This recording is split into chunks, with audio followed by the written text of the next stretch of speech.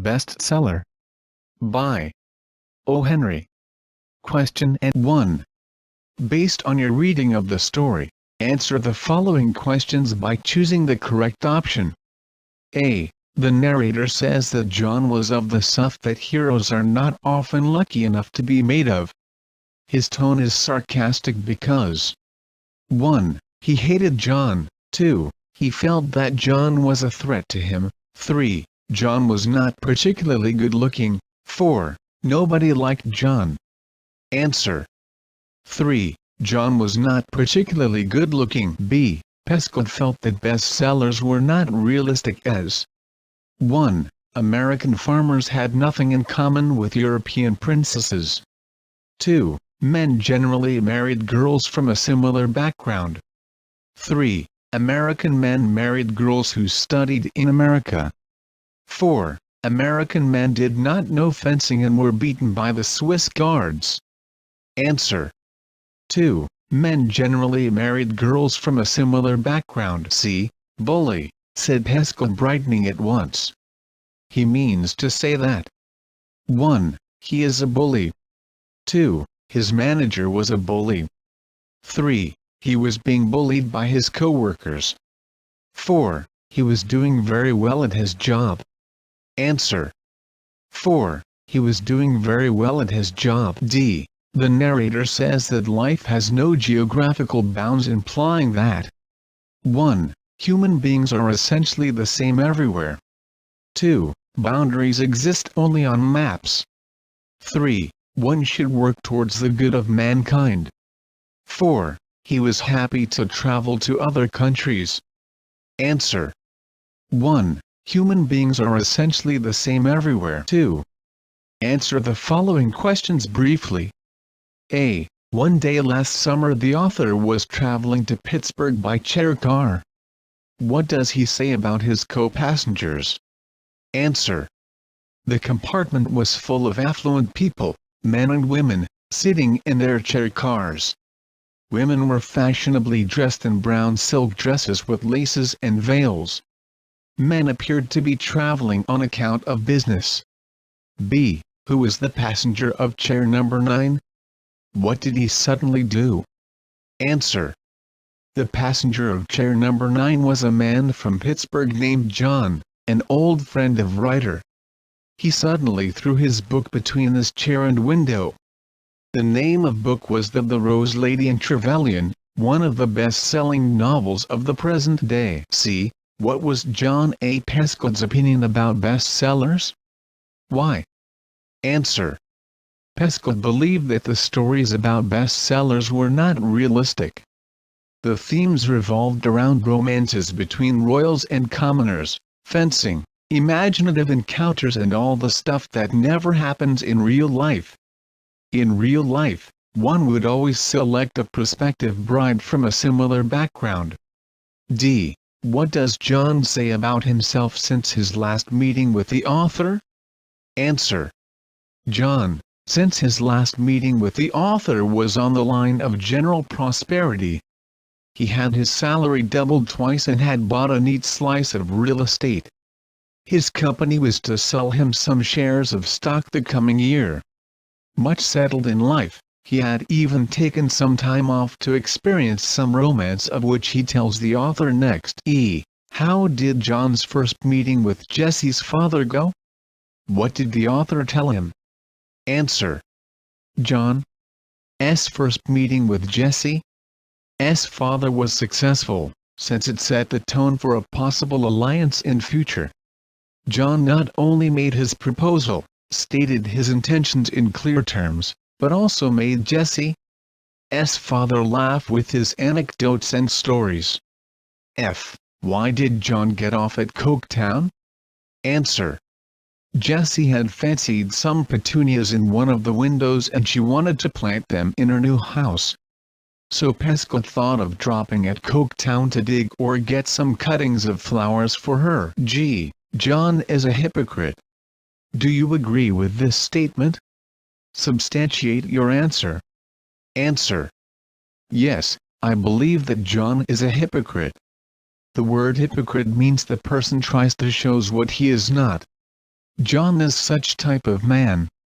He said that he did not believe in the romance portrayed in bestsellers. He believed the stories too good to be true. However, his own story was fantastical. His wife, the only daughter of the oldest family in Virginia, met him, an ordinary travel salesman of a plate glass company, in a journey where he would have least expected to find his life partner. Their courtship also was too fantastical, and even after all the episode, the fashion in which Pascal criticized love stories of bestsellers proves him to be a hypocrite.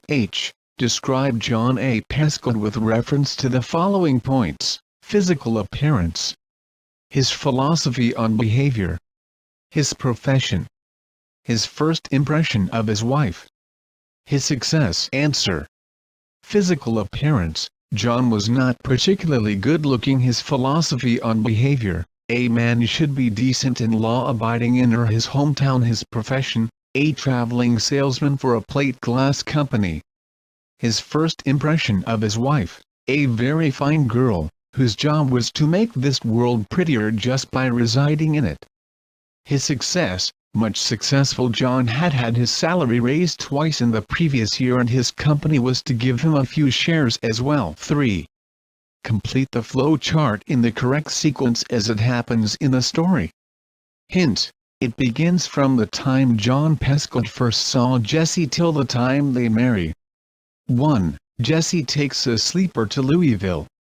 2. Pascal sees a girl, Jessie, reading a book in the train. 3. Pascal speaks to the girl, Jessie, for the first time. 4. Pascal follows her but finds it difficult to keep up. 5. Pascal goes to the village to find out about the mansion.